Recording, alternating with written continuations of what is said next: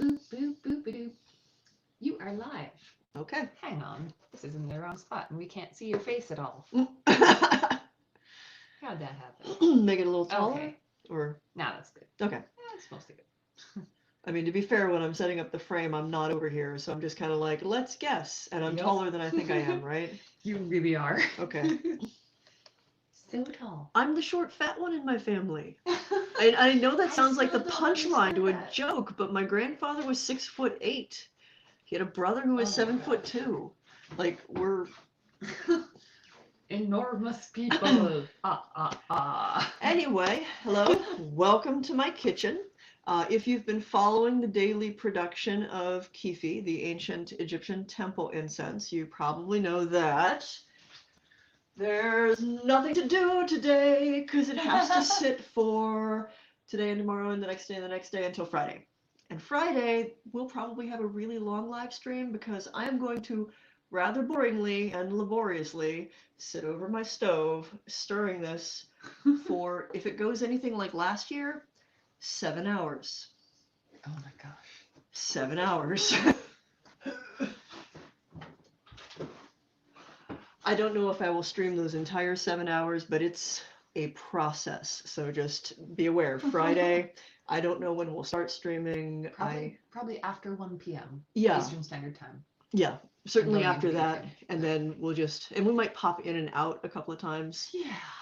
but it's long. So a lot of people have been asking, what's the recipe? How can I make this? I have some of these ingredients at home.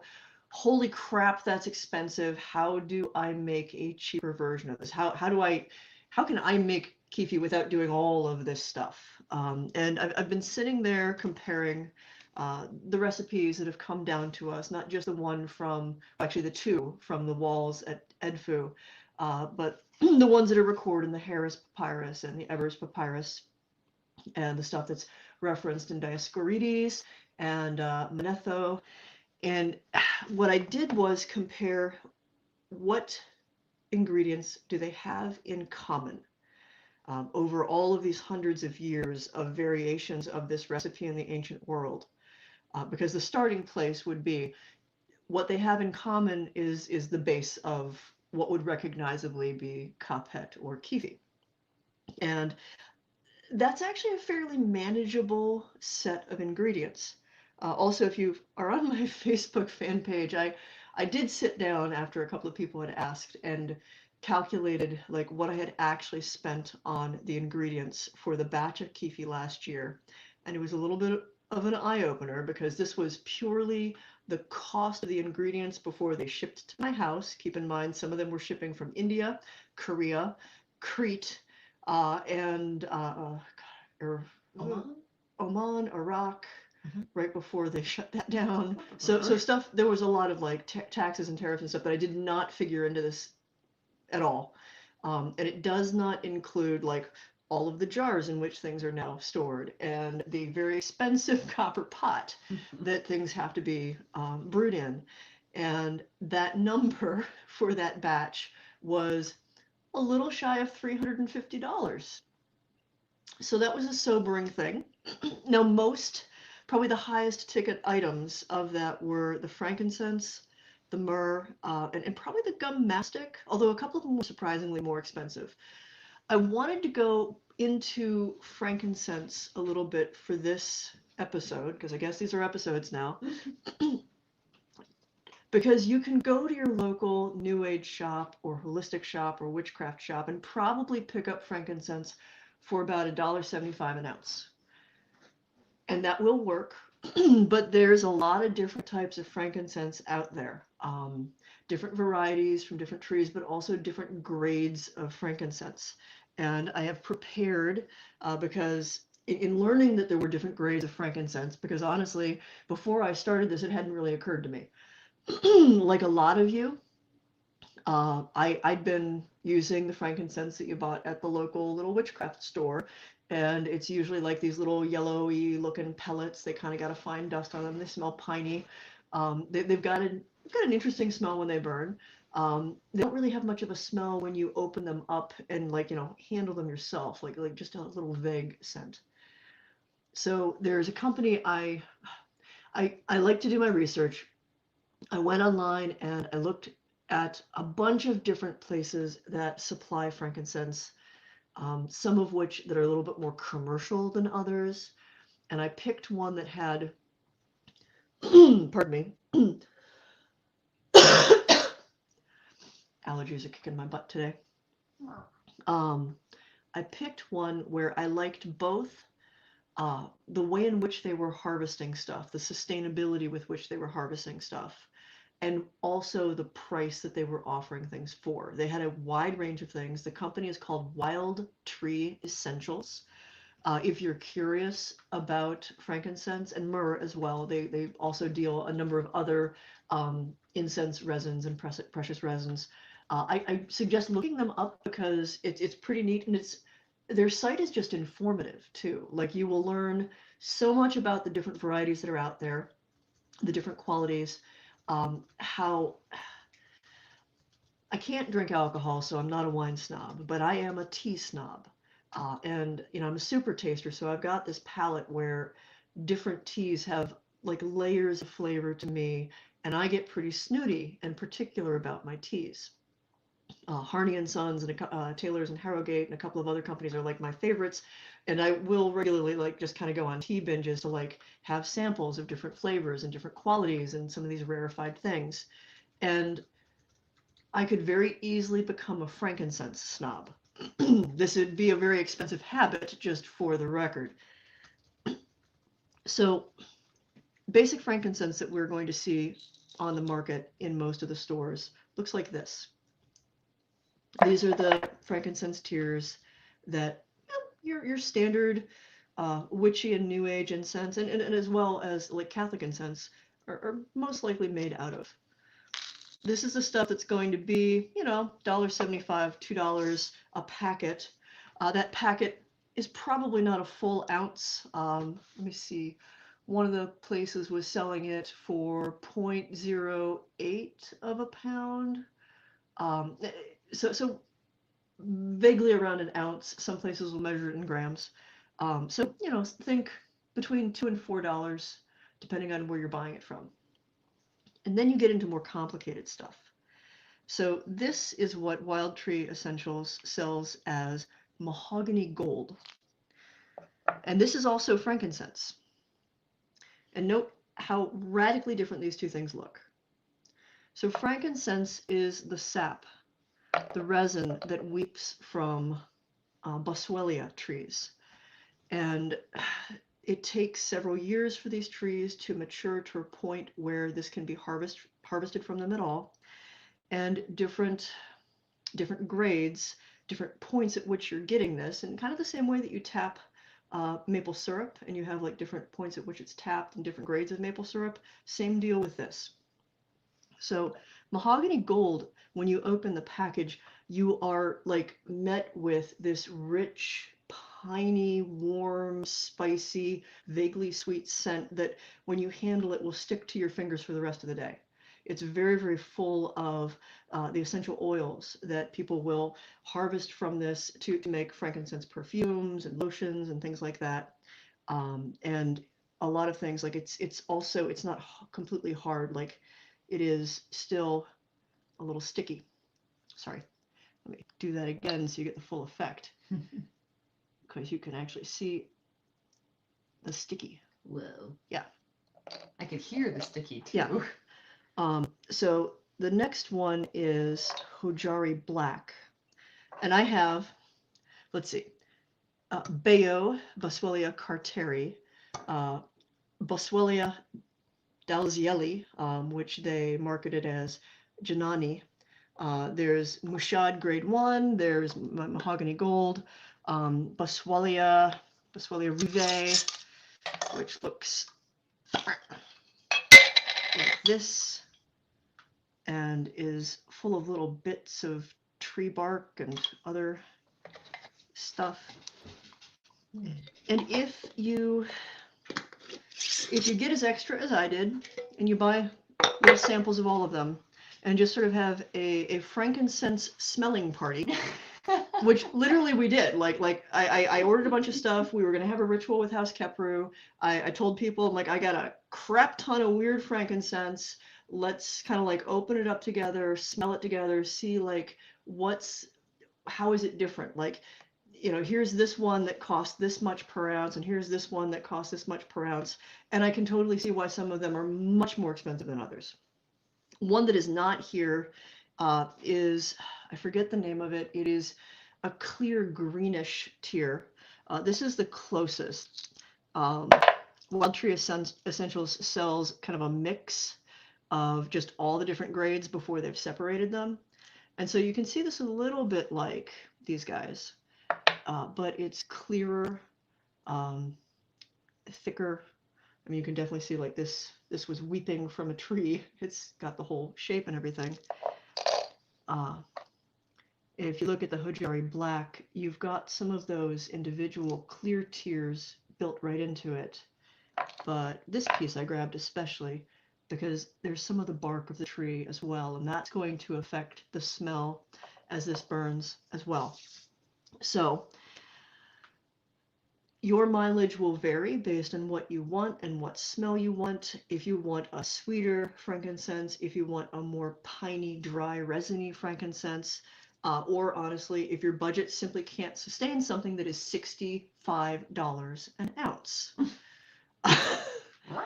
When, the recipe, the first recipe and the one that I've been making this whole time, it's pretty much a full cup, about 8 ounces of frankincense. Yeah, that's a lot. That's a lot. Like that's too much.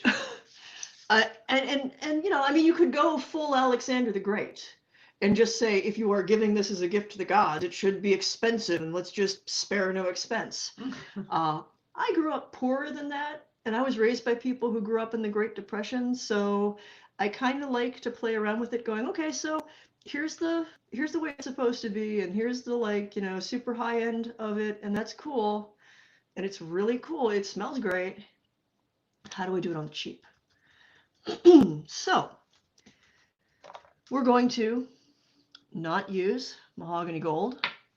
We're not going to use fancy bougie green stuff that's sometimes reserved for the Emperor of Oman or whatever the story is. We're not going to use the black Hojari. We're just going to use plain old boring frankincense that I bought off of Amazon through a distributor that sells stuff to pretty much like all of the little witchcraft shops. So the standard low-grade frankincense tiers. Honey also is something that is, can be pretty rare and precious, but we're just using 100% raw honey from Sam's Club, Sam's Choice.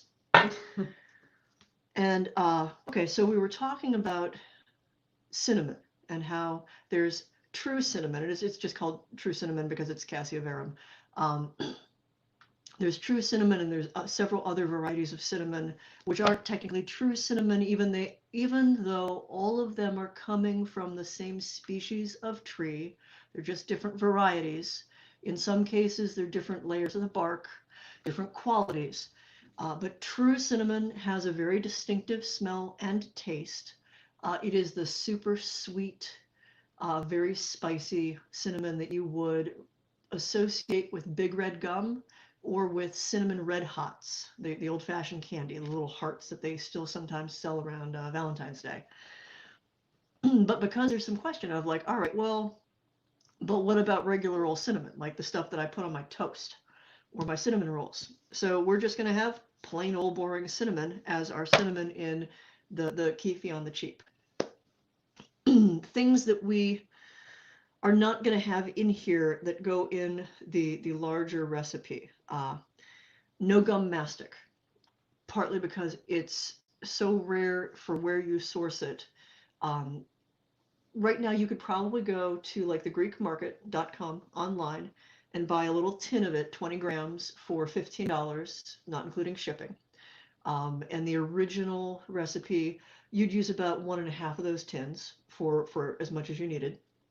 So, $30, $40 give and take. But because it's hard to get, we're not going to put that one in this one at all. Pine resin is weirdly more expensive than you'd expect. if you are sourcing it from a New Age shop or an herb shop. However, if you poke around and you are just looking for pine resin from a shop that is selling it to you to dust your hands, to do some workouts or some climbing or some gymnastics, it's going to be way cheaper. I got a pound for $6. So be smart. Look around. Now, the caveat there is, in the same way that you wouldn't want to have your cinnamon cut with, I don't know, wood chips from, a maple tree or so, random sawdust. You want to make sure that what you are getting is actually what you are buying. You want a seller where you can trust what you're getting. It's one of the reasons why, as many people are like, you should go to Etsy for this. There is a baffling number of shops on Etsy that sell a lot of things. And it's really hard to track down what all of their sources are. So what I'm going to say is, you can use Etsy, you can use Amazon, you can use wherever is most convenient for you to purchase these things, but please make sure that you are in fact getting what you are trying to order. I was really hopeful when I was looking for sources for gum mastic, because I found it was on the Alibaba site. And it was a place from India that was selling gum mastic.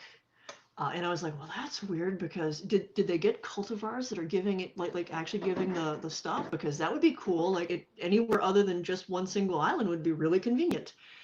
Every one of the reviews were from people who were like, I've had gum mastic, I've chewed gum mastic my whole life. This is not it.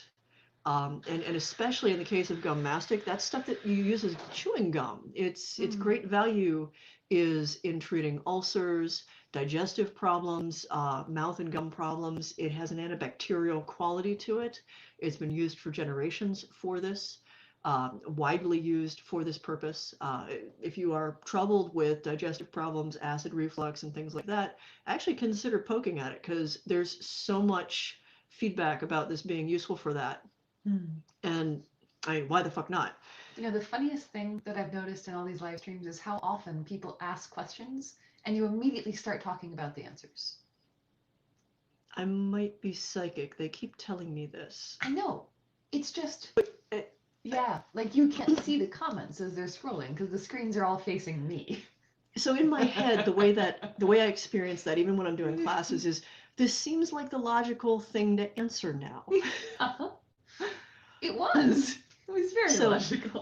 Also, fun things I learned yesterday. Didn't know before. In Greece, they make a mastic jelly. Ooh. That is like a little dessert, and one of the things is a submarine where you get a spoon of it and you dunk it into a cold thing, a cold glass of water, and then you like lick it off of the spoon because it hardens it. And they also have a liqueur. And you know how there's certain wines and cheeses in Europe that are a proprietary term? The Chios, the Mastiha, this liqueur is proprietary to that particular area. So that was neat. Like, this whole thing has been a fun like exploration of all kinds of stuff. So let's go back to Kyphi on the cheap. In going through all the recipes I scribbled down in here from these Manisha's book and all the other books that I collected in my mad buying last year: frankincense, myrrh, cinnamon, mint, lemongrass, pine resin, and aspalathos, which we're going to interpret as honeybush, as well as honey, are like the main things that show up. Oh, and sweet flag. Sorry. Sweet flag is the one of this whole list that is still a little expensive. I had misremembered how much it cost, and then I went on Small Flower yesterday to kind of like put that list together that I posted yesterday. And I'd forgotten that, like, 4 ounces was, I think it was like $15, maybe $17. There is a possible substitute. Sweet flag and orchis root they are not the same thing, but they are used for the same thing. They are both tubers that are ground that are used as scent fixatives. Many of the substitutions for Kyphi, the main reason I hesitate with it is, we know, since it was also used as a medicine to treat things, these various ingredients were not chosen exclusively or solely for their scent. They were chosen for the properties they contained. This is one of the reasons why I think mastic is important rather and hard to substitute. And rather than substitute it, I'm just leaving it out. Anyhow, so what I have come up with as a cheapy Kyphi option is going to be 1/3 of a cup of frankincense. And we're just going to use the plain old frankincense that you buy at any shop. Same deal with myrrh. In the same way as frankincense has like 15 different varieties and all these different qualities and whatever, myrrh the same way. So just buy whatever myrrh is being sold at whatever price you can handle. I've got my cheapo myrrh over here in one of these many things. So we'll have 1/3 cup frankincense, 1/3 cup myrrh, 2 tablespoons of mint ground, 2 tablespoons of lemongrass ground, 1 tablespoon of sweet flag, 2 tablespoons of cinnamon, 3 tablespoons of pine resin, more because it's making up for the gum mastic, which does have a piney scent. It is a resin. It's just from Pistis lenticulus, which I think it's a type of pistachio tree, which is weird, or at least weird to me. And then 2 tablespoons of honeybush, which is a tea that is sold anywhere, places that sell like red rooibos or green rooibos. You're probably going to be able to find honeybush as well. And then I'm using 1/4 cup of raw honey. Also, as you can tell, I'm omitting the macerated fruit, the raisins or dates or whatever. I didn't have a chance to get a hold of it, but if this has like a completely different scent than Kyphi that has the fruit base, a workable substitute that would be on the cheap and in keeping with this, date syrup. So look up date syrup. It's sold as an alternative sweetener and a kind of a vegan honey. And find the date syrup that is 100% dates. There's a bunch of date syrups that are like, this is your sugar replacement. And if you look at the ingredients, it also has sugar and glucose and a bunch of other crap in it. And yes, there are dates in there, but it's not just simply, purely syrup made from dates. And in that case, if I had date syrup and I wanted to add it to this, I would use probably a tablespoon. But I don't, so we're just gonna wing it with stuff. So out comes the grinder. Off go the rings.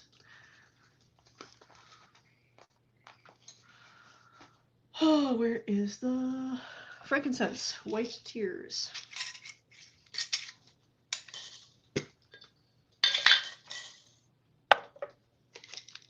Oh, if you're ever wondering what these things are, they are little oxygen packets. They suck the oxygen out of these and keep things fresh longer, which for the amount of money that I have put into some of these ingredients seemed like a really good idea.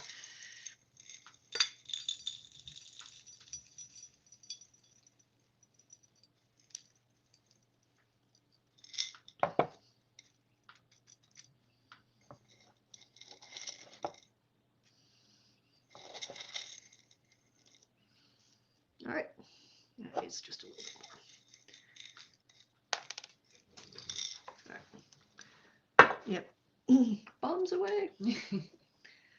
1/3 cup frankincense. Got it. Oop.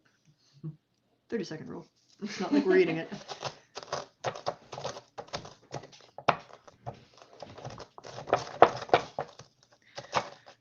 And now is the time to ask me any kinds of questions because I'm doing a really boring thing.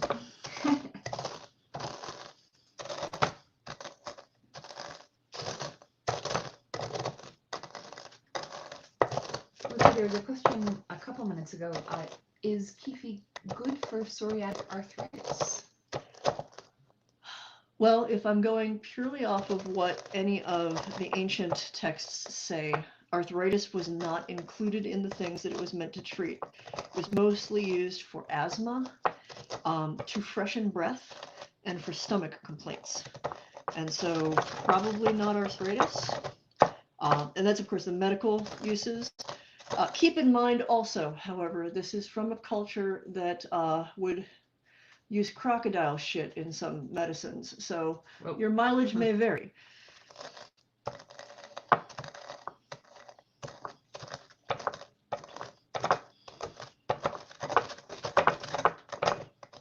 Or I should say, either they used crocodile shit in a couple of recipes, or there's some really fucked up translations. Well, and either seems possible. Well, and the thing is this is a culture where we have archaeological evidence of a prosthesis. Somebody had to have a toe removed. Maybe it was through an accident. It might have been from early diabetes, and it was their big toe. And so they made a prosthetic toe so this person could walk and wear sandals and everything. The ancient Egyptians had fairly advanced dentistry. I mean, consider the fact that it was several thousand years ago, the fact that they had dentistry in the first place, that they would drill out cavities and that they would replace teeth several thousand years ago. I'm not sure Europe was even like on the ball with that in the Dark Ages. So here's a question. Yeah. Is it known when the practice of making Kyphi stopped?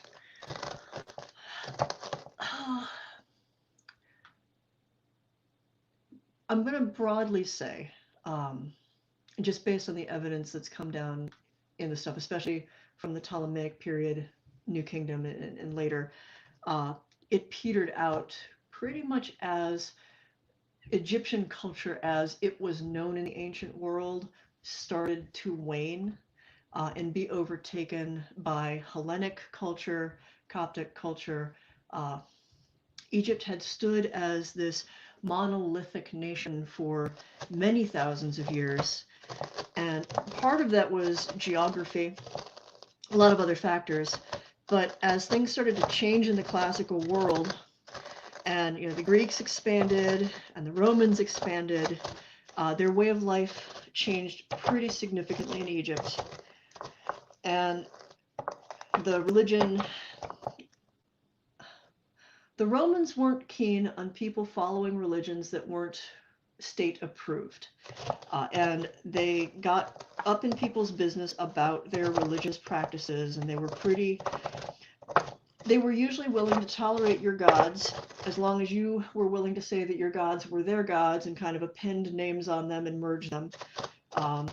This is how figures like Set become a completely different god from where he started out with, because he gets in this time period mixed with Typhon, who is a Greek thing. I mean, most of our names that we know for the Greek or for the ancient Egyptian gods and goddesses, Isis, Osiris, Anubis, those are the Hellenized versions of the original Egyptian words, the original Egyptian names. Anubis was Anpu. Isis was Aset. And so as their culture was assimilated and changed, a lot of things started to be lost. Ultimately, the very ability to read hieroglyphs was lost to the ancient world.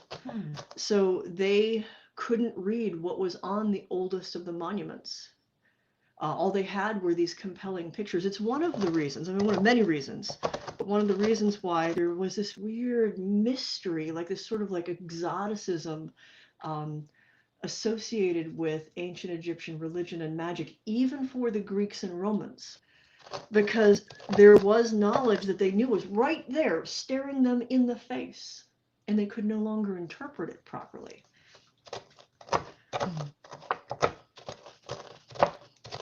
Someone is wondering if it would be possible to use some similar ingredients to make Kyphi oil to use on candles. Yes, I know that there's a number of sellers that have gone on the same journey that I have, and you can find folks who make their own versions of Kyphi. I can pretty well hazard that if someone is selling some variation of Kyphi and they explain to you even a few of the ingredients that go into their version, they've done at least a little bit of research and come up with what works for them. There is a shop in Canada where I know that they have a Kyphi variation, and I trust their research for it. And places will also sell Kyphi oils. A number of these things you can definitely get in essential oil form. And if you get the the measurements right, Hmm. you can create an oil that has a scent close enough to this. And you know, if you are one of those folks where you believe like there's a magic inherent in frankincense itself, like that there is a spirit to frankincense, or an energy, or even a god form that's attached to each of these plants, uh, plant allies, I think. Hmm.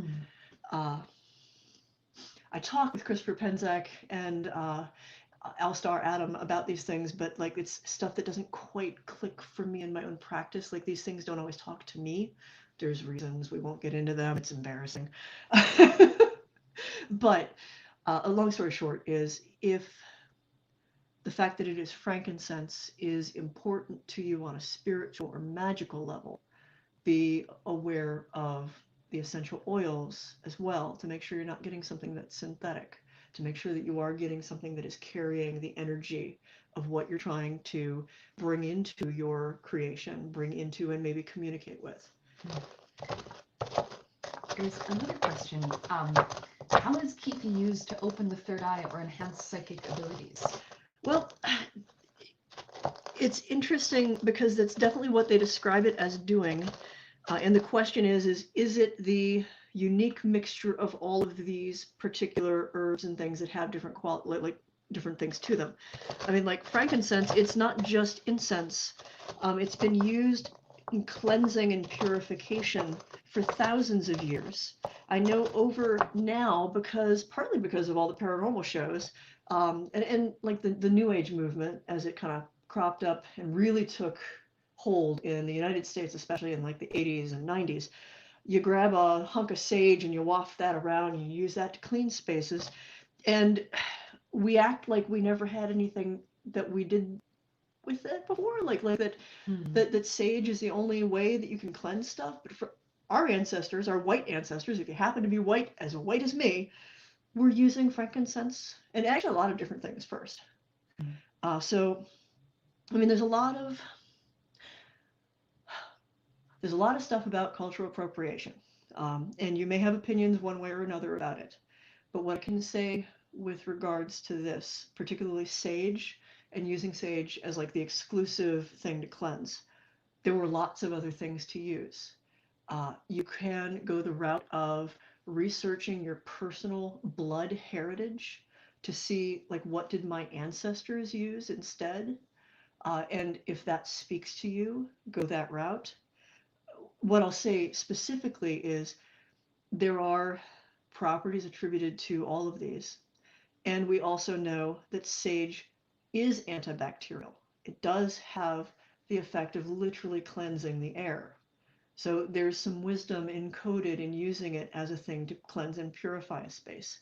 Same goes for frankincense. Myrrh is still used commercially in, especially in toothpastes. Here's an interesting question.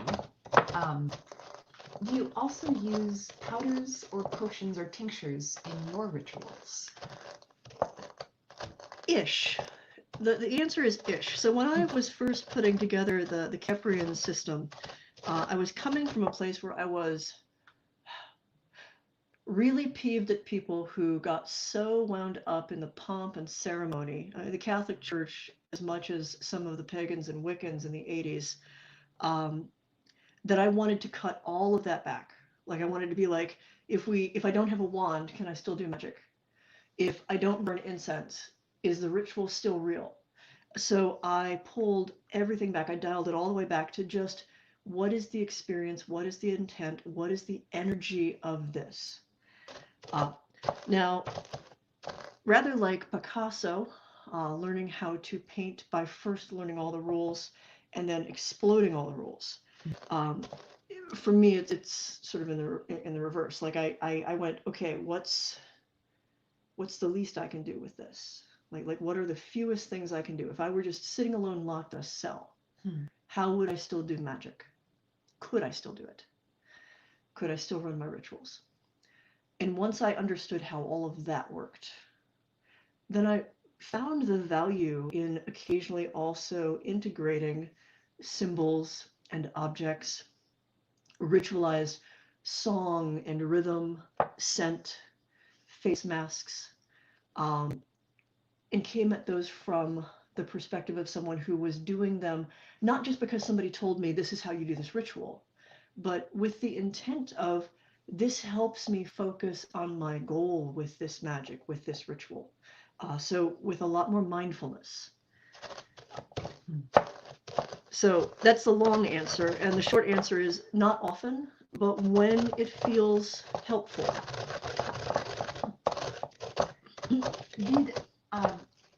Did priests in ancient Egypt also practice medicine?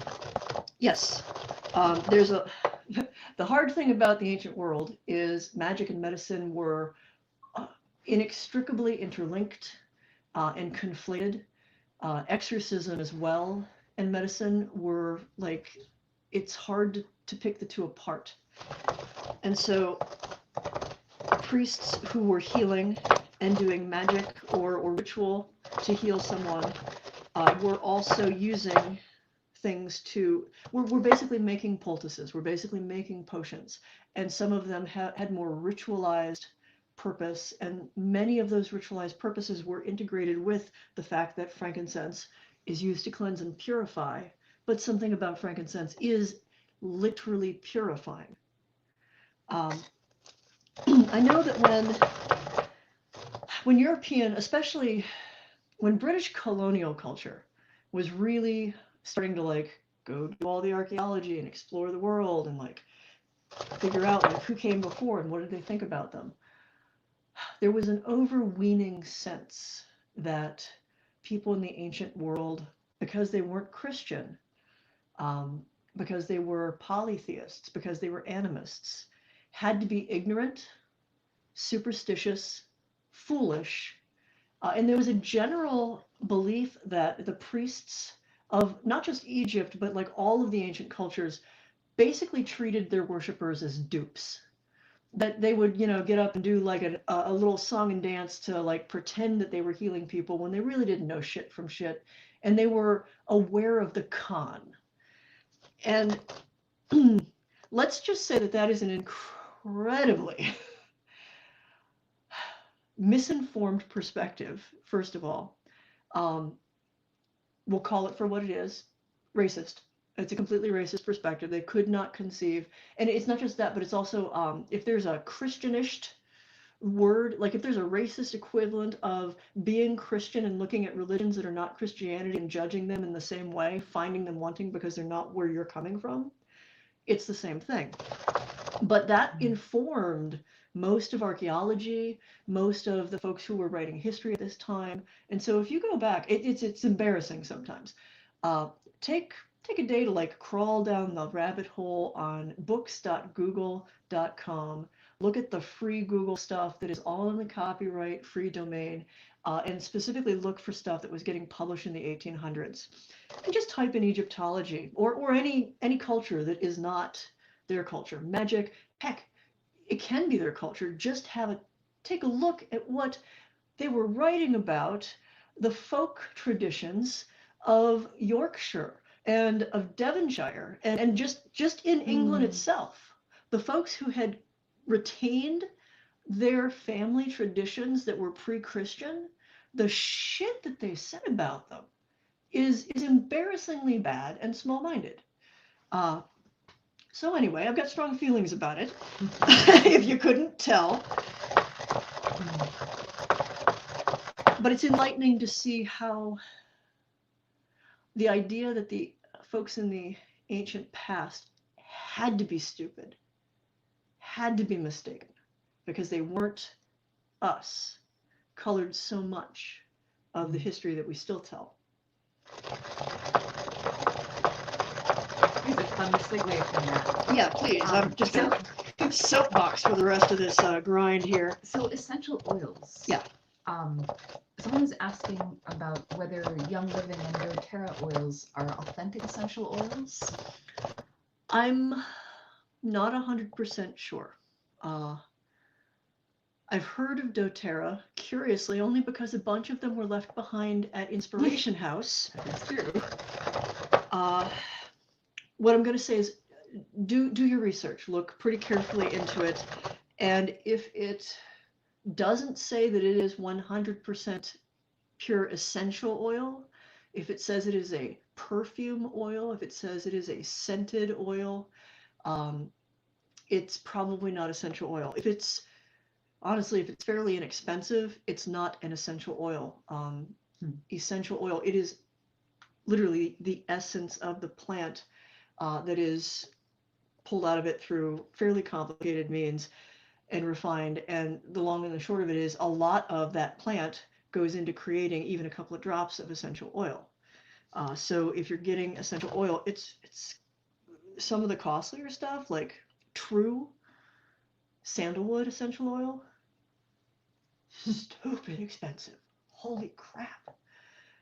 But in the same way that if you go to the grocery store and you get imitation vanilla or real vanilla, like there's a huge price point difference there. But actual vanilla extract is not cut with anything other than the alcohol that's the carrier for it. And then the imitation vanilla extract, which reasonably works for it, but doesn't have all the stuff in it. The dangerous part with essential oils is you're breathing these. You're putting them on your body. You're burning them and having like the scent of it in the smoke of it. And I wasn't going to tell this story or relate it to this, but it is basically the same thing. I knew a lovely young man who died of a fentanyl overdose because somebody had laced his marijuana with it. So think about that when you are buying any of your essential oils or herbs or anything like that. Do you know if it has been cut with something? Can you predict what it's been cut with? Can you predict what that's going to do to you or to anyone else who is eating, imbibing, smelling, or absorbing this through their skin? That's stuff you really need to know. Also be aware of the impact on pets, because some stuff is safe for us and absolutely not safe for your pets. Tea tree oil, don't go burning a diffuser with tea tree oil. If you have cats, you're going to give them kidney and liver damage. Period. It's okay for you. It's not okay for them. So do research. Is there any evidence of different kinds of incense being used for different genders of deities, specifically in ancient Egypt? Well, I mean, I can say that each deity had kind of like their own thing, and different things that were associated with them. Not merely incense. Like Set was associated with meteoric iron, and then there's like weird reasons why Set is strangely associated with meteors and things that have come crashing from the sky. A lot of that's been lost to the sands of time, honestly. But each of the main deities of the Ogdoad had a different metal that they were associated with, a color. Many of them had an animal, and different scents were associated with them as well. Now, there's crossover in some of those scents. The other thing that's difficult is like gender, the idea of like male, female, or what's in between gets a little wibbly when we try to take how we see it here and now and cast it into the past, because it wasn't always the same. The best god for that is Loki. If you assume that Loki is a guy, has always been a guy, is just a guy, you are missing most of Loki, because there's a reason why one of his titles is Loki, Wolf's mother. He's not the father of Fenris, he's the mother of Fenris. Sleipnir too. So he's a complicated he, she, Loki, trickster. I mean, it's part of the very essence of that deity. And Loki's not the only one who occupies sort of a different kind of place than our broadly binary interpretation of gender here and now often allows for us to see. And they get straight washed a lot. They do. I mean, we won't talk about how long Hercules spent dressed as a lady. Big, bad, strong Hercules, learning the distaff arts. Something we only learn by doing. So here's a psychic and paranormal question for you. Yeah. Someone is asking, when I go into a space with a blindfold on, Yeah. and I get the overwhelming feeling of wanting to throw up, which has been happening a lot lately, what can I do to help with that feeling? Well, the first thing I would do is experiment with it in a space where you are familiar with the energy in that space to rule out, am I getting sick because I'm getting the equivalent of car sick, some kind of vertigo because I'm blindfolded. See if taking your eyes away is disorienting you in some way that is not simply connected to the woogity, the energy or the paranormal stuff. And if it turns out that, like, you put a blindfold on and you just, walk into your living room and you get the same feel, my suggestion is either get accustomed to spending time in a blindfold, or a blindfold's not for you. It's disorienting you on some level and will be more harm than good, because how do you separate out this very visceral reaction from other subtler psychic input? So first, figure out, is it me blindfolded in haunted locations, or is it me blindfolded, period? I need a bowl of some sort. Actually, well, the thing is this is not the state. So the honey has to go in this, and I have to melt the honey. I have to melt that into that. Maybe a smaller bowl? Yeah, I need a smaller. Well, let me. Yeah. This will work. Maybe a little smaller. Well, it's gonna have a bunch of stuff in it. I don't know if I'm gonna have you guys throughout this entire process, but we'll see. Here's a unique question to today, because it's based on your shirt. Yeah. What is the meaning behind the image on your shirt? Oh, it is the labyrinth, and it is, or the maze specifically. If there's a TV show you've seen called Westworld, Yes. it is a maze in season 1 of Westworld, and it is about finding sentience.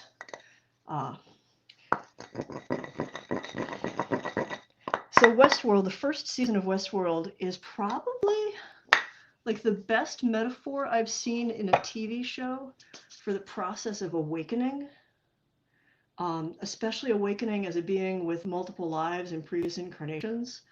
And I think your mileage may vary. Different people will react to it differently. But for me, it said a lot. It spoke a lot to going through basically the same cycle over and over and over again until such time that you discursively find your way to awareness that you're in a cycle, that there's more to just each day and each repetitive thing where you're doing the same thing over and over again. And then you become aware of the greater cycle above multiple incarnations. And your mileage varies at that point about what you do. Yeah, so many choices you can make. There for a second, we've got Find the Ground, Frankincense. I'm going to grind the myrrh. Where did I put the myrrh? There it is. I've got frankincense everywhere. Actually, the myrrh might be over here. And lo, it is. Hurrah! So here's another topic shift again. Did the ancient Egyptians practice astrology as we know it? No, but their practice, married to the Sumerian and Babylonian practice, informs what we practice now. It went through a lot of different changes over time, but they had... I'm still doing research on the ancient Egyptian stuff. They've got something that's called the Zodiac of Dendera, but it's quite different from ours, and the way that they mapped the stars was quite different. And then they also they recognized 36 decans, each of which had a god or daemon associated with it. And it starts with Sothis, which rose in the sky when the Nile, like clockwork every year, would flood. and that was the start of the year. And these 36 decans got kind of mixed and merged in with the zodiac, but originally they were associated each with a star or star cluster. The problem is we're still trying to figure out what exactly they were. Sothis we know, but we don't know all of them. Actually, I should say we don't know most of them. Partly because they arranged the sky in different ways than we did. There are a couple of, yeah, 2 would be fantastic. Yeah, your voices. There are a couple of star clusters that we retain. Orion, Sothis, and oh God, was it the leg, the thigh, which is the Big Dipper?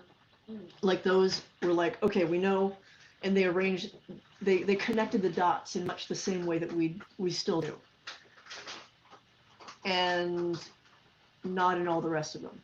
A lot of like our way of looking at stuff is stuff that came together in the Greek and Roman world. Yeah, the only problem with me talking for more than 30-40 minutes, especially on a day where I'm like having allergies, is like my short get real gravelly. You get all ground. Yeah. All right, some of this was already ground from last year.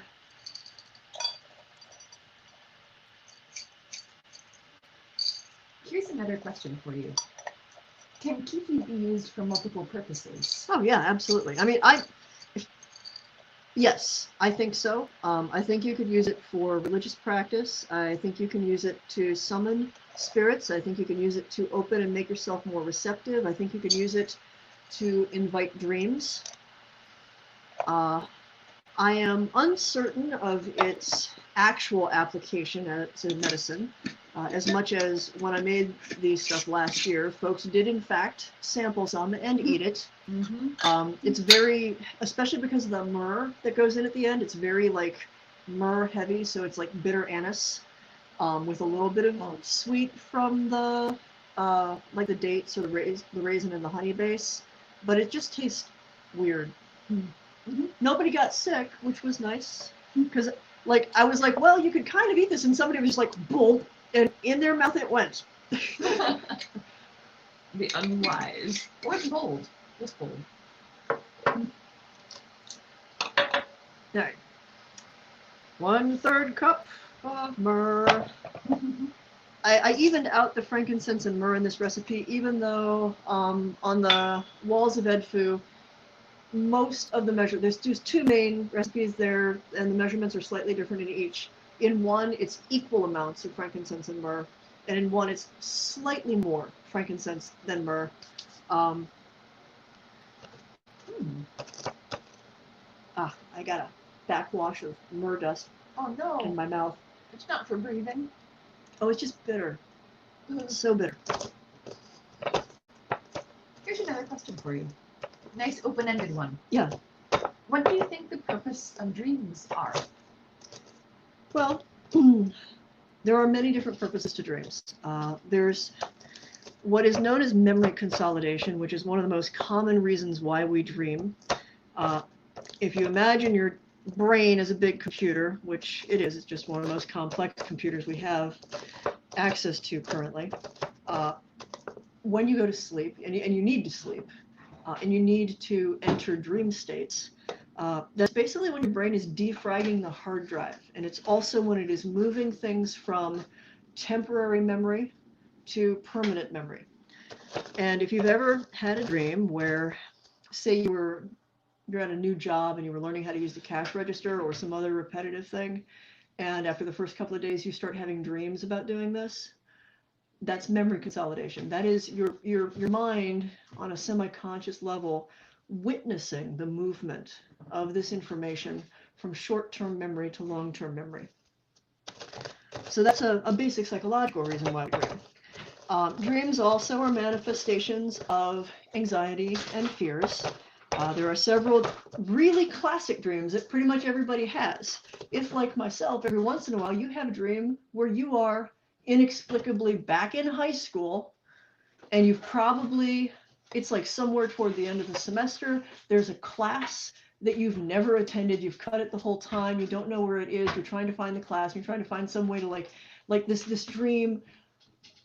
School played such a significant role in some of our lives that it's just sort of embedded in our brain as a metaphor for feeling like we're not measuring up to something, we're inadequate to something, we're going to be punished for not getting a job done.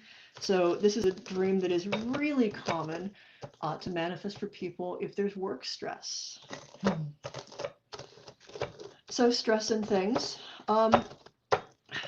Sigmund Freud, the very problematic father of modern psychology,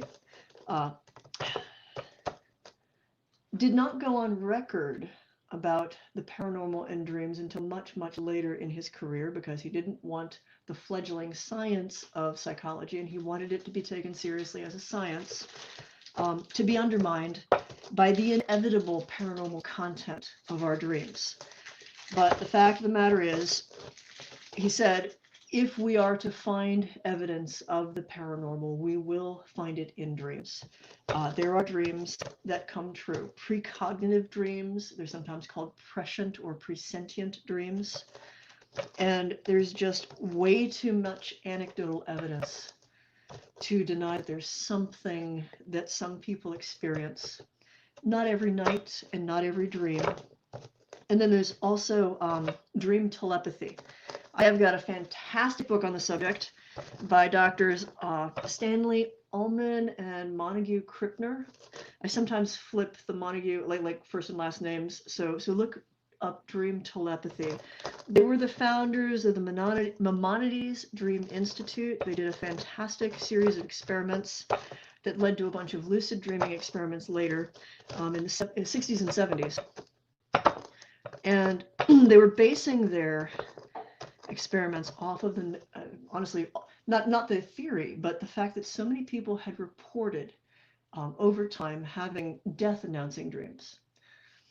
Before we had the internet and, the ease of communication with cell phones, somebody would have relatives, say you're in London and they're in Delhi, and they have dengue fever and are dying, and the letters have not come. You have no idea they're even sick. You wake up from a sound sleep because a dream has come to you of this person appearing and saying goodbye, saying that they love you, and maybe even telling you exactly the circumstances of how they're dying. It's jarring enough that you wake up and you note what time it is. And the time thing, getting clear details that are confirmable, and being so jarred by this experience that it wakes you up and you are almost compelled to check the time because you're like, what the fuck just happened?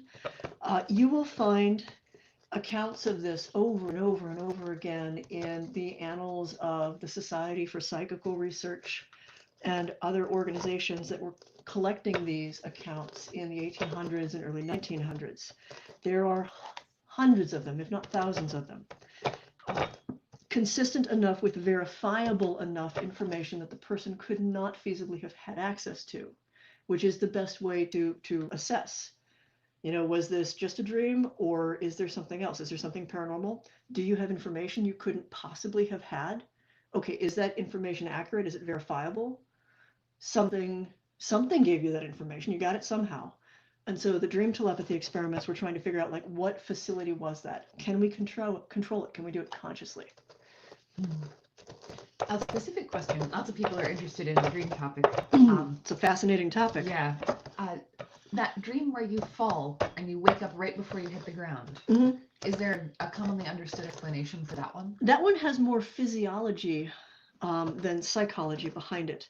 So when you fall asleep and move into dreams, there's a part of your brain that shuts down aspects of your nervous system so that you don't get up and act out physically your dreams. Now, there's a little bit of a breakdown if you are sleepwalking, and there are a couple of really devastating syndromes where that doesn't happen and people can dream and they will physically act out their dreams. There's a couple of instances where people have committed murder. They killed their spouse in bed because they were having a nightmare of being attacked. And this kill switch didn't go off, and they physically acted stuff out.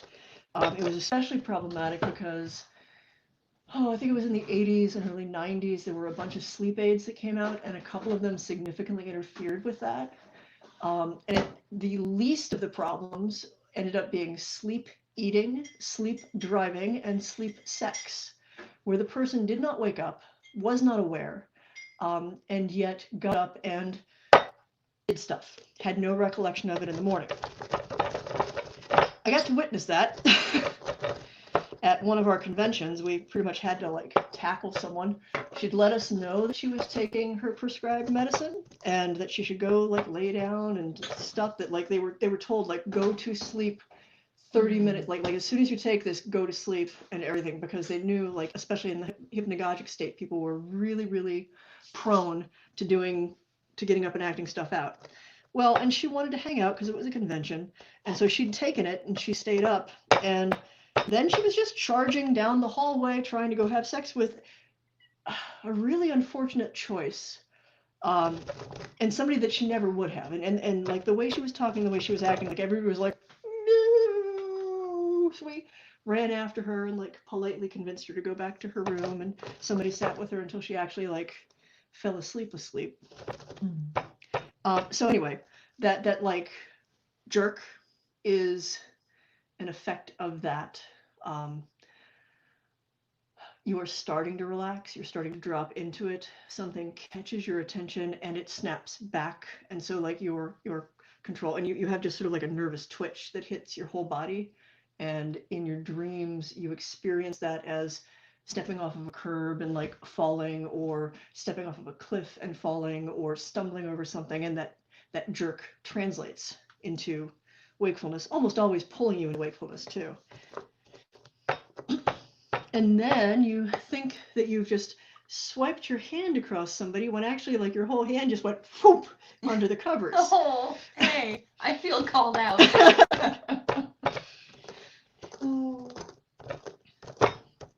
So when you meet dead family or friends in a dream, is that just your memory, or is it a possible visit? I believe it's a possible visit. So did the ancients. And again, if you feel the need to confirm it, to prove to yourself that it really was real, the thing to try to judge is, do you have information you couldn't have had before? I don't think it's strictly necessary to prove to yourself one way or the other.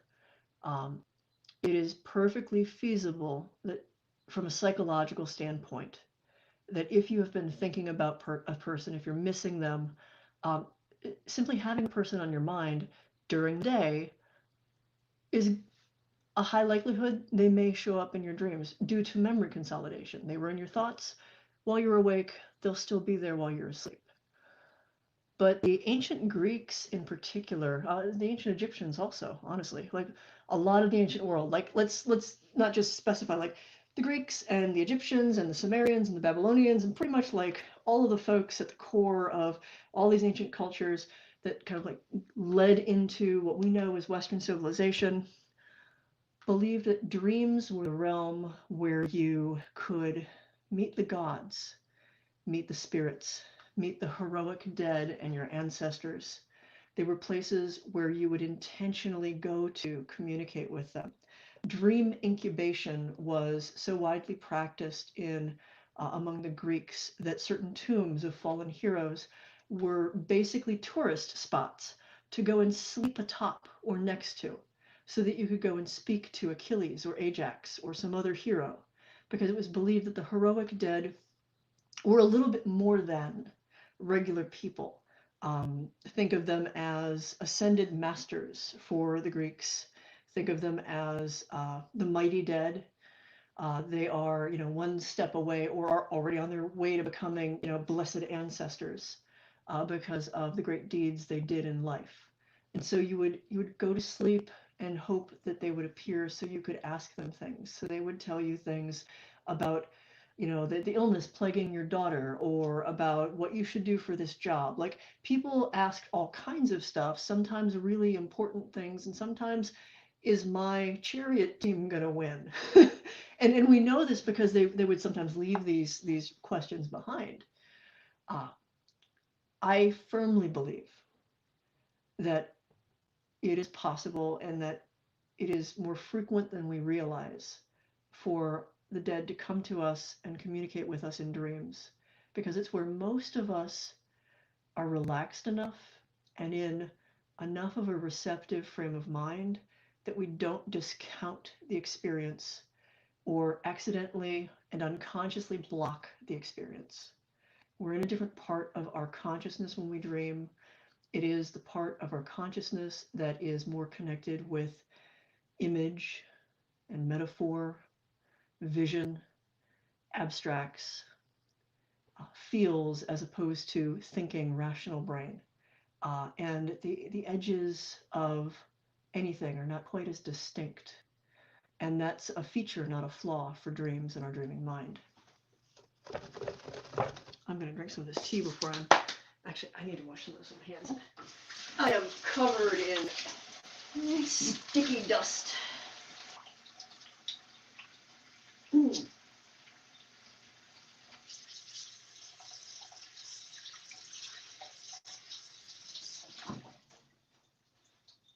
Okay. Mm-hmm. That's something the cat's dragged in.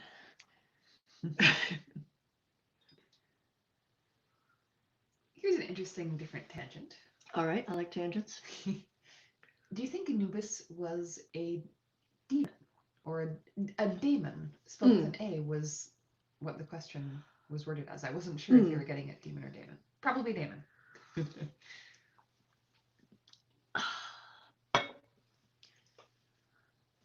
I'm going to say no, either to daemon or demon, because the ancient Egyptians especially saw him as a pretty integral god. And so he was pretty potent power. He was a dude in charge of a lot of stuff with the funerary tradition. He was there at the weighing of the heart. Fairly important. When you're talking about daemons, D-A-I-M-O-N or D-A-E-M-O-N, as in the Greek word daemon, usually that's a being that's seen, they kind of had a hierarchy of existence. So there were human souls, and there were gods, and there were demigods, and then there were things that were not quite human and definitely not quite gods, but also had power. And we, in modern times, we might, again, think of those as the mighty dead or the ancestors, or something that like may have started off as human, but has ascended a rung or two up the ladder. They're not Zeus, they're not Athena, they're not Anubis, they're not Osiris, but they still have a fair amount of power. And that's closer to what daemon is. Now it gets really tricky because when we're translating all of these ancient texts, they had all kinds of names and words for these different otherworldly beings. And we only had a couple of words that we ever bothered to translate those into. So much of the nuance and subtlety gets lost. And it's frequently hard to reclaim because you would have to become an expert in Aramaic and Greek and not just Egyptian, let me tell you, Hieratic, New Kingdom, Middle Kingdom, Old Kingdom, all quite different things, Coptic Egyptian, Hellenic Egyptian. So it's a baffling amount of information you would have to try to familiarize yourself with if you wanted to peel back the layers underneath which demon was painted, in kind of like taking an old house and painting over 15 different layers of wallpaper, just making it all white.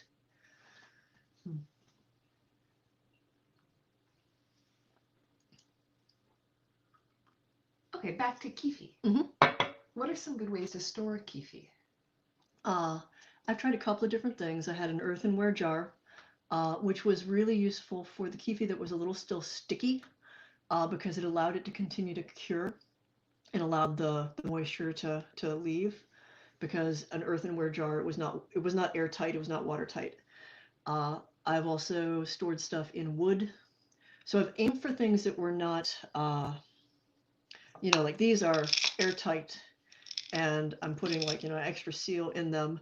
If you put something in here that is wet and an organic material, even with the thing that's going to take all of the air out of it, eventually it's probably going to mold, or the oils in it will go rancid. So something that allows it to breathe has been mostly what I've stored it in. Also, frankly, the deep freeze. There's a lot of Kyphi that made it into my freezer. So here's another abrupt topic shift, because answering questions, that's how they go. And I feel like this one taps into the synchronicity question quite a lot. What's going on when you just know what someone's going to say next? And then a bit more clarification on the specific experience. About 2 minutes before they discuss my question without reading it, I've had that happen on one of your previous Kyphi live streams, but also just about an hour ago on another Ancient Egypt live discussion. Is it because I'm fascinated by the topic and tuning into the speaker telepathically, or am I somehow influencing the dialogue from my mind? I mean, 6 and 1/2 dozen of the other. I ask myself that question a lot because I am notorious for plucking people's questions out. And I will say, like, once I realized that was something that I was doing, I will sometimes engage with it consciously. And sometimes I engage with it with the awareness that it can happen, and sometimes it's easier if I just let it happen.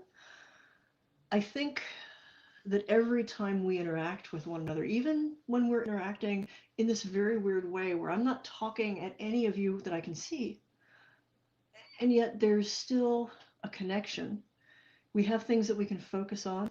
You're looking at your screen. I'm looking at screens that are transmitting me to you. Every interaction we have, there's an energy exchange. Information is exchanged with energy. It moves along that.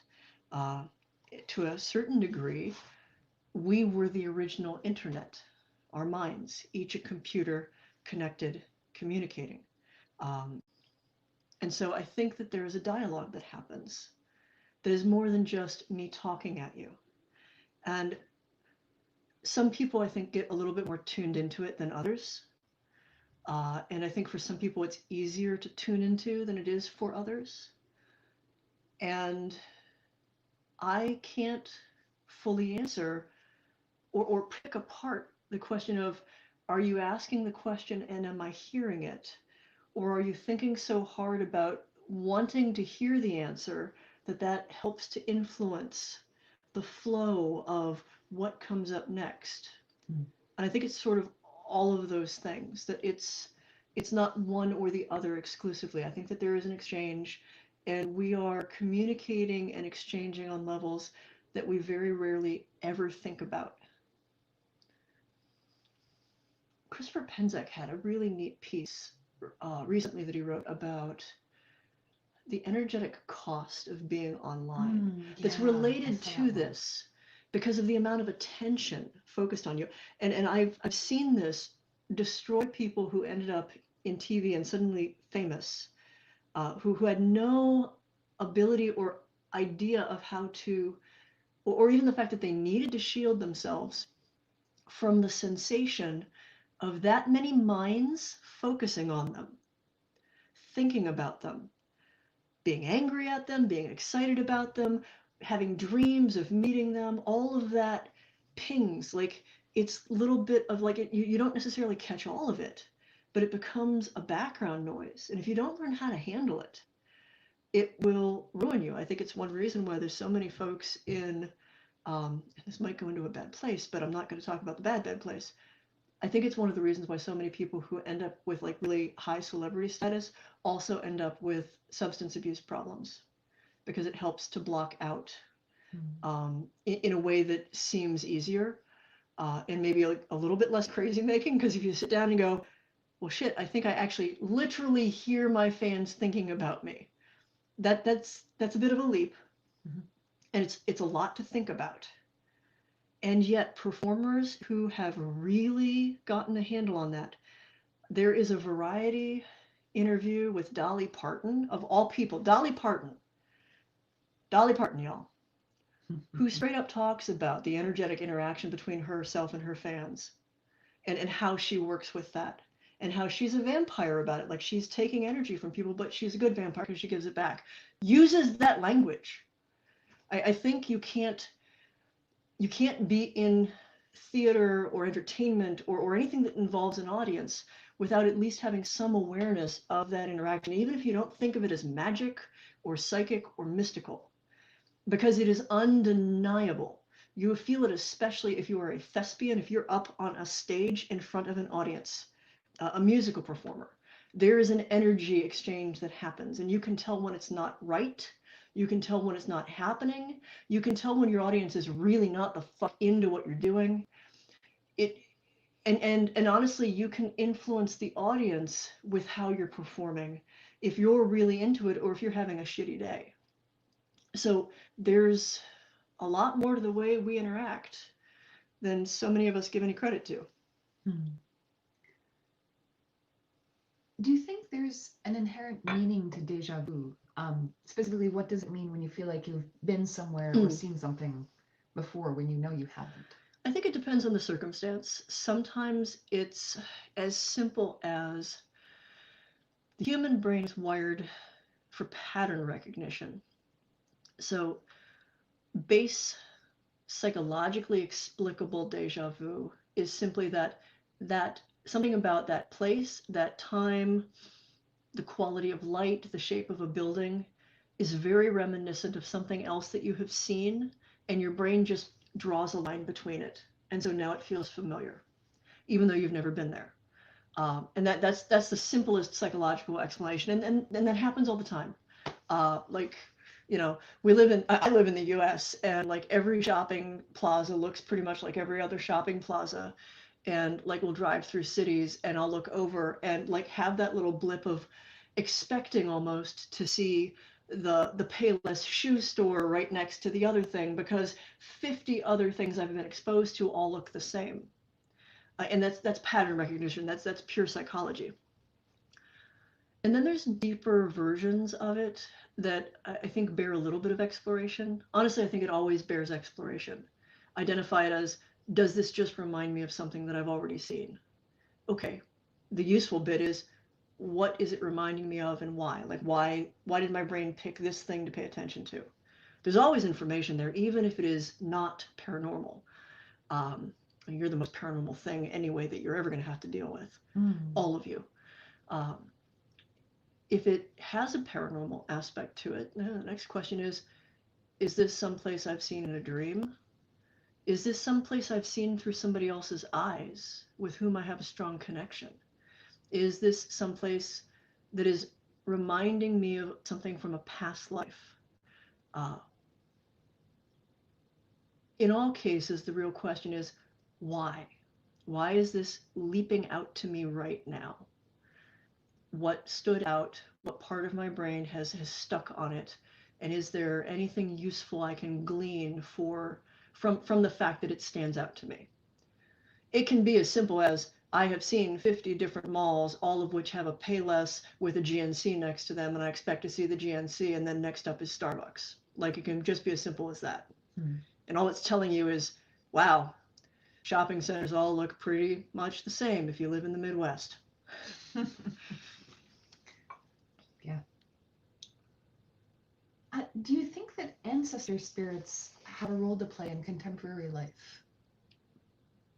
Yes, I personally do. I actually think that we've done ourselves a great disservice in stigmatizing, as a result of those 19th century attitudes, honestly, that ancestor worship was idolatry, that it was superstition, that it was somehow this big bad thing that you needed to get rid of. If you are Italian, if you're Irish, if you honestly have like a pretty clear family line to a whole lot of traceable ethnicities, don't have to be white ones, I guarantee if you have relatives who are, if you've got nonas, if you've got grandmothers, great-grandmothers, great-grandfathers, if you can talk to family members several generations back, and you can get them in a moment where they are not editing how they describe the family tradition, because they've been taught that if they don't edit it, they're going to be punished, or they're going to be banned, or they're going to be excommunicated, you will probably find out that there's an ancestor tradition in your family, right across the board. It's one of the oldest parts of a religious tradition around the world. And it makes sense. I mean, the gods and goddesses, or the god, or whatever, they're way out there. They're very hard to relate to. I mean, the gods and goddesses a little bit more. Like the Greek and Roman ones, they're based off of people anyway, so they're incredibly human. They're a little easier to deal with. But who better to deal with than an ancestor with whom you already have a relationship, and you know they care about you? You know that there's a vested interest, and they become your buddy on the other side, someone who can watch over you and look after you. They get Christianized into guardian angels. But there's a reason why we kind of have this confusing thing of like, grandma's an angel now. Well, not necessarily grandma has a halo and wings. Grandma is watching after you now because that's what our ancestors do. I mean, sometimes they're just like, fuck this, I'm really done. and they've got their own complications and they don't want to do it. And that's their choice. That's the other thing, is it's totally a choice. But it's a useful tradition to get back into contact with. Actually, Illyria, I would love if you're willing to share about making the little altar to your mom. Yeah. While I mix this stuff together. Yeah, I'll come around. So my mom passed away about 6 years ago, almost to the day, actually. It'll be 6 years in a week. And during that time, I wrote a book of poems because I missed her and I needed to work through a bunch of stuff. And that was really good for me. But about, what was it, a year ago? Yeah, it was a year ago. I was having this series of dreams where my mom would just show up and like I would be worried because she didn't have a place to live. And like, so some background, when she died, I inherited her house because I'm an only child. And I had sold it a couple years after inheriting it because it is in a different state and I didn't want it to fall into disrepair from having people renting it out, and we weren't going to move there. So I had sold her house, and I had so many dreams, like multiple dreams a week of, oh my gosh, I'm a horrible daughter. Like, what have I done? Now my mom has nowhere to live. And I would wake up still feeling like she didn't have a place to stay. So I went to my wisest beloved, and Michelle suggested that I make an ancestor altar for my mom so that she would have a place to stay. It didn't have to be a whole house now because she doesn't have a body now and she doesn't need the same amount of space that she did. So I commandeered the mantle above our fireplace and I put on it a bunch of like little keepsakes. There's a picture of me and my mom. There's a couple of really pretty things that she got that she loved. There's, I think, yeah, I moved, there's a little fawn, a pottery fawn that we got when I was 9 years old and we were traveling in the desert of Arizona. And I had found some really cool shells and traded them to a local native person who was selling deer statues.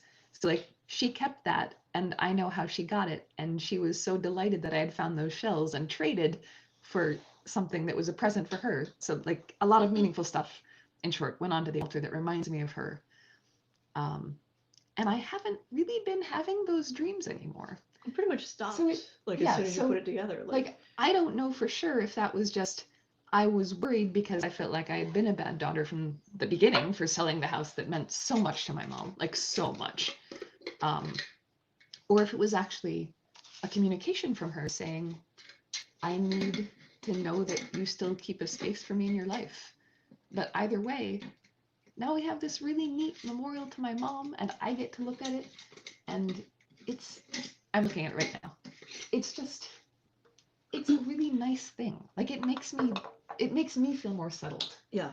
And do you want to show off the little the card? Sure. The playing card because your mom's a rock star? Oh, that's right. Yeah, I'll be right back.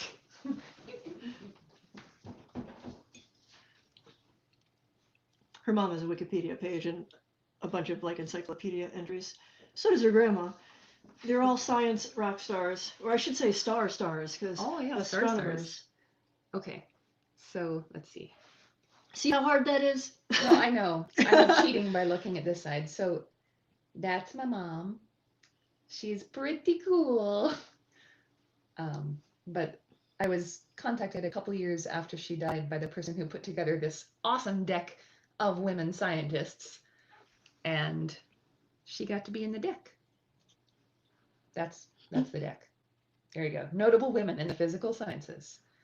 But this actually, there's been a series of questions coming up from one particular person, and I wanted to, like, they haven't been asking for what I might be about to ask, and it's totally okay to say no, because I know that, like, actually doing readings is a hard line. Yeah, and today might not be a great day to do it. Like, I'm struggling to get my throat to cooperate. But I think that even speaking to the things that she's been mentioning might be really helpful. Okay. So it's someone whose mom passed away fairly recently, and she feels like she's been getting a lot of communications and synchronicities from her mom, and feels like she would really be comforted by knowing what her mom is saying. So maybe a better question than, like, what is she saying, would be, how can you open listen? up communication? Yeah, how can you listen to figure out what she might be saying? Well, so the first thing, and it's one of the reasons why I have a hard time doing readings for people who come to me with a problem or a question like this, first of all, is I can see that they already know the answer. And it's just a matter of trusting that answer is coming through. So many people, so many of you have been trained, have had it beat into you that you don't have a right to be psychic, that you don't have a right to these sensitivities, that you don't have a right to actually know what you know. And it's one of the reasons why I won't sell those sorts of readings, because I feel like I'm, one, inhibiting a natural process, a process that is your right to come to, and also that I'm taking advantage of the fact that you've been lied to your whole life, that only I can do this, because it's bullshit. And not just me, but like anybody, like you have to come to someone like me to understand. Now, it might be useful to have somebody to use as a sounding board so you better understand and trust what you're experiencing. And that's very useful. And if I'm using my abilities in that capacity, I feel a little bit less conflicted. But let's real talk right now. A lot of people are losing a lot of people. Millions of people have died in a very short period of time, tens of thousands in this country. And because of the virus that is claiming many of them, they're dying alone. We are experiencing their deaths without having the opportunity to say goodbye, without formal funerals, anything other than maybe distant memorial services. And it's not just people who are dying of COVID, but because of COVID, if someone is sick and dying right now, it is a completely different experience than it was 4 months ago. End of life care is a completely different experience. If somebody is in a hospital or in a nursing home, we can't be by their side. And that is a devastating thing for you, for the person, for everybody involved in it. Like, that trauma is stuff that you will be dealing with for many years to come. Won't lie to you, like that is going to stick with you, because there's something very integral, very important to the process of end of life care and end of life transition, to be present, to be able to have the choice to be present. Some of us will choose not to be. Some of us will find that life makes it impossible, but at least to have the choice. So all of that said, when you think that a loved one is communicating with you, first of all, they probably are. Second of all, if it's only your brain telling you that they are, that's okay too. Maybe your brain has something really important you need to hear about them. So I wouldn't get so hung up on, is it real? Can I have somebody give it a stamp of approval that they're really trying to communicate with me? I think the more important thing is asking yourself, what do I feel? What is this communication telling me? I mean, that's how I guided Illyria through that. Was, all right, so you're having these dreams. You don't really perceive spirits. I've perceived your mom once or twice. She sang part of a Jewish song to me that I'd never heard. And that was, for me, the verification of like, here's this song. I'm not Jewish. And it's something that they sang. But, you don't get that kind of verification all the time. It's more often what the mystics call a still small voice. And the problem with a still small voice, when you just hear this little whisper, if you're busy or if there's other things that are loud, it's really easy to go, did I actually hear something? Nah, I couldn't have. That this couldn't. So first, and I know I sound like a broken record with this one, do a little journaling, like write down your thoughts and your feelings. Take some time, set some time aside quietly to think about this, to allow yourself to experience it. Ask yourself questions. Make sure that those are kind questions, not, are you crazy?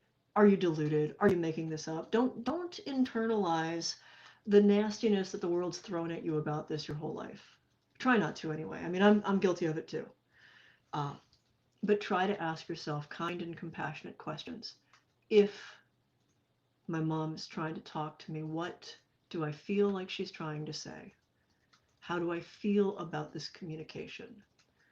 What does it make me want to do?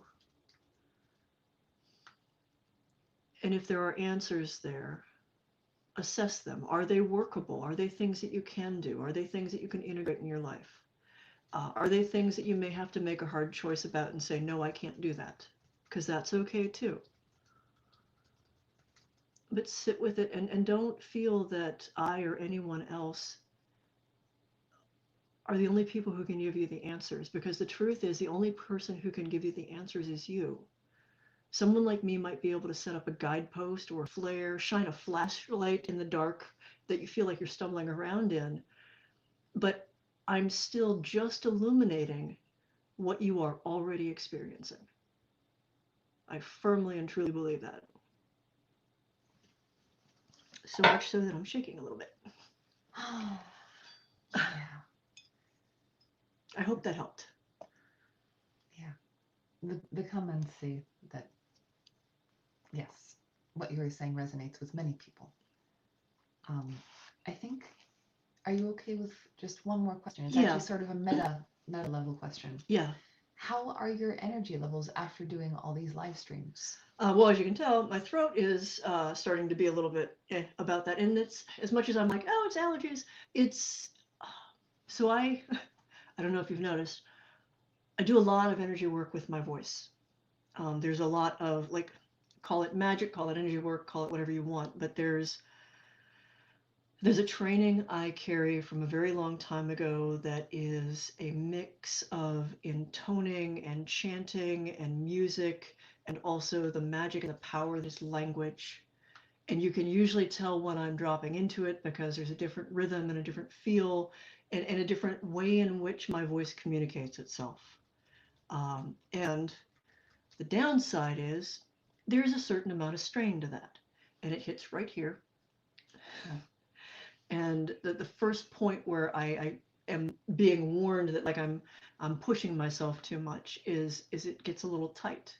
And so doing these live streams over and over again, and occasionally, like, more or less letting past life selves, like, step forward and talk a little bit about things that they remember and how they were, and, like, navigating the lines so it doesn't sound really weird and creepy and sort of like multi-perspectived, leads to a little bit more of a marathon. My energy levels are great because I have an Illyria, and an Illyria is, like a Tigger, a wonderful thing. Boing, boing, and is just boing, so boing. full of life. And I don't know if you've noticed, but it's just like so full of life, energy. Like, where did this even come from? Like this being that is my wife. From I okay, came from right here. That's From- where I came. from And also my dad, who I don't have a fancy picture of, because yay, he's alive. yes, child of sky and stone, daughter of an astronomer and a geologist. Like seriously, whose grandmother plumbed the depths of dark matter and mapped the spaces, the negative space in knowledge. Man, you make me sound so cool. You're pretty cool. Love you. But I mean, long story short, I'm good energy wise. But yeah, it's a lot of work. I'm liking it better than the way I felt in the first half of quarantine, where I sort of like cocooned in and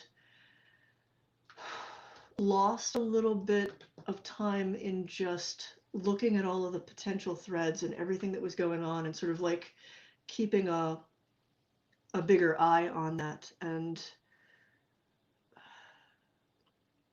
seeing too much. I made a conscious choice at a certain point to just step back from that level of seeing, because there's not much I can do about it. Like sometimes your psychic abilities don't help you at all, and they don't help you fix anything. They just give you a lot of stuff to bear witness to, and that's sort of where I was the first part of quarantine, because we're all in this ride together, and it's going where it's going, and about the only thing I know for sure I can do is to help keep people connected. Beyond that,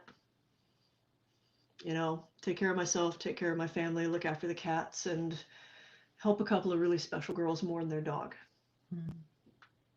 Yeah. Thank you all so much for joining us today. I certainly didn't expect it to go where it went, but Yeah, it seems like that was I'm really cool with that. helpful. So with the cheap Kyphi, I'm gonna finish the process, which will be a long and boring thing of me stirring some stuff and melting some stuff, and we'll see what it looks like tomorrow. And as someone who's experienced Kyphi from a bunch of different perspectives and how it smells in different stages, I'll let you know if it's even close, and we can look at like what the end result is. And I'll talk about like how maybe we could do it differently or better, or is this good enough? Yeah, and share a recipe. Yes. A written recipe, because Yeah. I did not catch the full list. That's live fine. stream. I scribble it down on one of your notebooks. Awesome. All right. Good night, everybody. Bye.